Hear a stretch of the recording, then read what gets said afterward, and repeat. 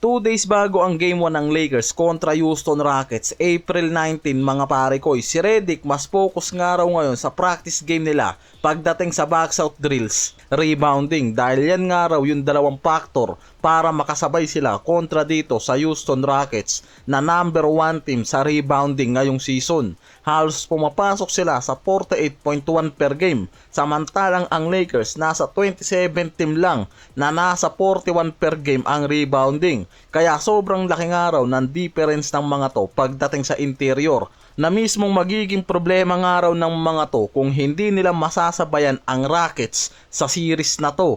Malaki ang lamang ng Rockets sa pagkuha ng bola pagkatapos ng mismatches. Mas maraming second chance points kumpara sa Lakers. May Durant, Sengun, Amen Thompson, Capela na kayang maglaro sa mid at paint. Kahit si Lebron kasi aminado na ang Rockets nga raw mismo ang best rebounder team. At yan nga raw mismo yung magpapahirap sa kanila. Talagang malakas sa ilalim yung mga to, lalo na sa mga batang forward. Meron pa silang Baby Jokic na kayang maglaro sa ilalim at merong pagiging playmaker din sa versatile. Etong si Sengun.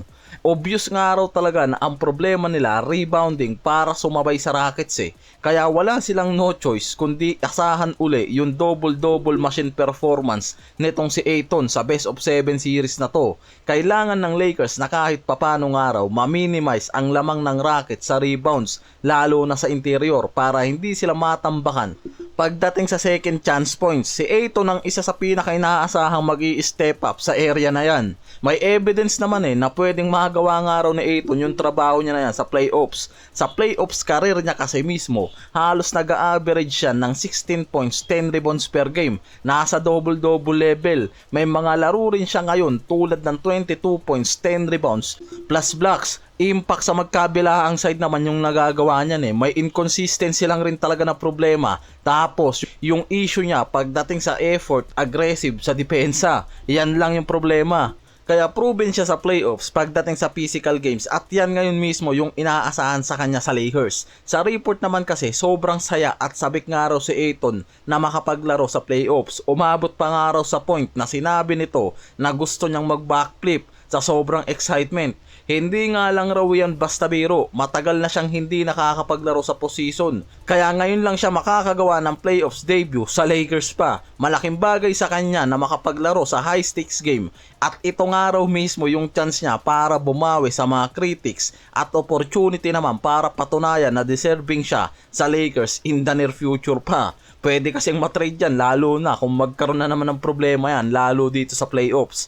Sa report naman, official nang naging eligible itong si Luka sa MVP Awards. Hindi lang naman si Luka, kasama dyan itong si Cade Cunningham. Kahit kulang sila sa required na laro sa NBA rule, kailangan nga raw kasi ng isang player na makalaro ng 65 games para maging eligible sa major awards. Ang problema kasi kay Luka at Cade, nakapaglaro lang sila ng 64 games bago ma-injury. Si Luka hamstring, samantalang itong si Cade lungs collapse. Diyan mismo pumapasok nga raw yung tinatawag ngayon na extraordinary circumstance provision, special rule ng CBA. Ginagamit nga lang raw yan kapag may valid at hindi pangkaraniwang araw na dahilan kung bakit hindi na kompleto ng player ang required games sa NBA rules. Sa kaso kasi ni Luka, nag-miss siya ng game sa early nung nanganak yung misis niya. Umuwi yan sa Slovenia. Tapos nagkaroon siya ng hamstring injury ngayon sa dulo ng season. Nag-file siya ng appeal kasama yung NBA at NBPA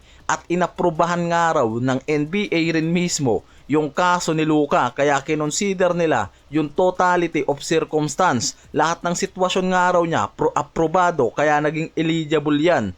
Isa kasi naman talaga yan sa top performer ngayong season eh. 30 plus points per game, nasa MVP level talaga. Kaya kung hindi na-aprobahan, malamang automatic disqualified siya kahit gaano pa kaganda yung stats niya.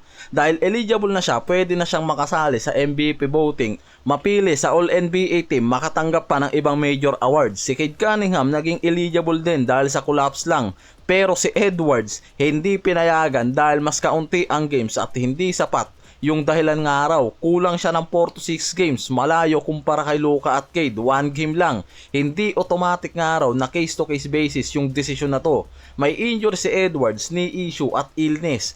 Pero hindi nga raw yan kasing bigat ng collapse lang ni Cade, family plus injury situation ni Luka nung end season. Kaya sa mata ng NBA, valid nga raw ang injury niya pero hindi sapat para i-override ang rule sa MVP eligibility nitong si Edwards.